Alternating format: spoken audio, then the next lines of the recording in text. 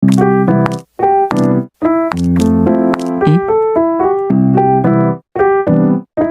Roland! Po, ba't may mga drawings na naman tong notebook mo? Punong-puno na to ng drawings. Ano nang gagamitin mo sa eskwelahan?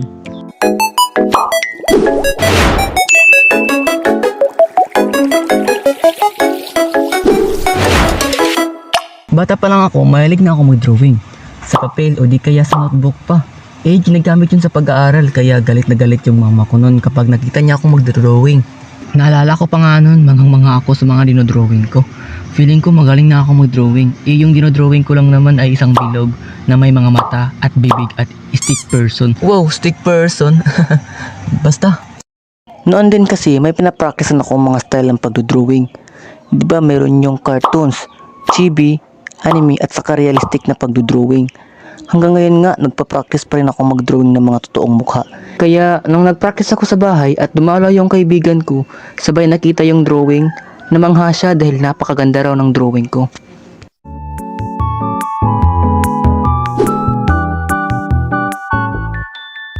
Hala, grabe! Ang ganda ng drawing mo, Roland! Parang totoo! Ang galing mo! Hindi naman.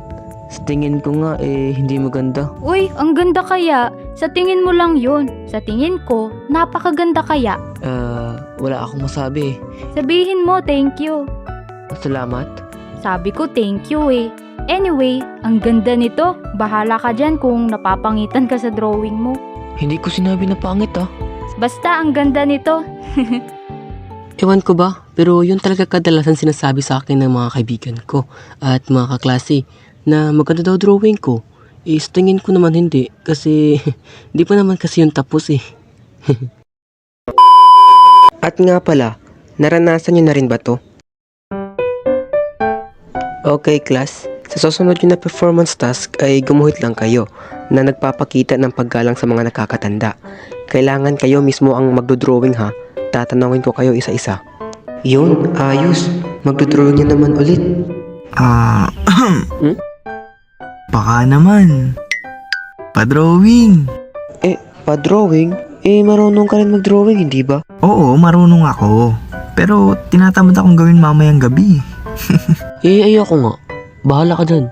Marunong ka mag-drawing kaya mag-drawing ka. O sige na, ito naman, di mabiro. Yung may kaklase ka na marunong din mag-drawing, pero nagpapadrawing pa rin sa'yo. Ako kasi, naranasan ko na yan. May kaklase akong marunong din mag-drawing, pero nagpapadrawing pa rin sa akin. Siyempre, dahil mabait akong tao, tinodrawingan ko naman.